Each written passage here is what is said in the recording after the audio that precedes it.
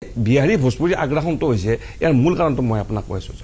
এই যে হিমন্ত বিশ্ব শৰ্মা আৰু এওঁলোকৰ যি উত্তৰ ভাৰতীয় প্ৰভু এই অল্প শিক্ষিত নৰেন্দ্ৰ মোদী আৰু এই নৰেন্দ্ৰ মোদীৰ অন্যতম সংগী বিভিন্ন অপৰাধমূলক গোচৰত জড়িত এই অমিত শ্বাহ এওঁলোকে এই ষড়যন্ত্ৰটো কৰিছে। কিয় কৰিছে মই আপোনাক কওঁ।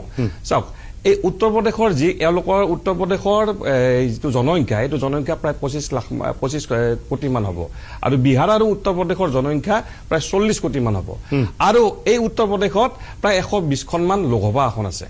গতিকে আৰু তাতে তাৰমানে কি যিহেতু তাতে অলপ অল্প শিক্ষিত মানুহৰ আৰু ধৰ্মান্ধ মানুহৰ সংখ্যা বেছি, তাতে তাৰমানে এই ধৰ্মান্ধতাৰ পৰিৱেশটো বিয়পাই সেই ভোটখিনি হস্তগত কৰাটো সহজ। গতিকে তেখেতসকলে ভাবিছে যে এই 40 কোটি মানুহক আমি চাকৰি বাকৰি দিব লাগিলে আমাক এখন উপনিৱেশ লাগিব আৰু সেই উপনিৱেশখন হৈছে অসম।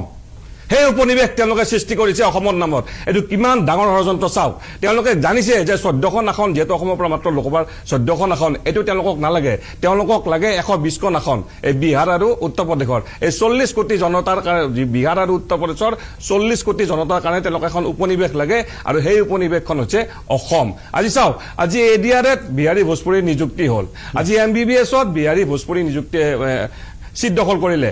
আজি আপোনাৰ এই ভোটাৰ তালিকাত বিহাৰী ভোজপুৰীৰ নাম, আজি খিলঞ্জীয়া বেগ ধনী কোনে দিলে বিহাৰী ভোজপুৰীয়ে। আজি কুংকি চৌধুৰীৰ আশা আৰু সপোন চুৰমাৰ কোনে কৰিব ওলাইছে এই বিহাৰী ভোজপুৰীয়ে।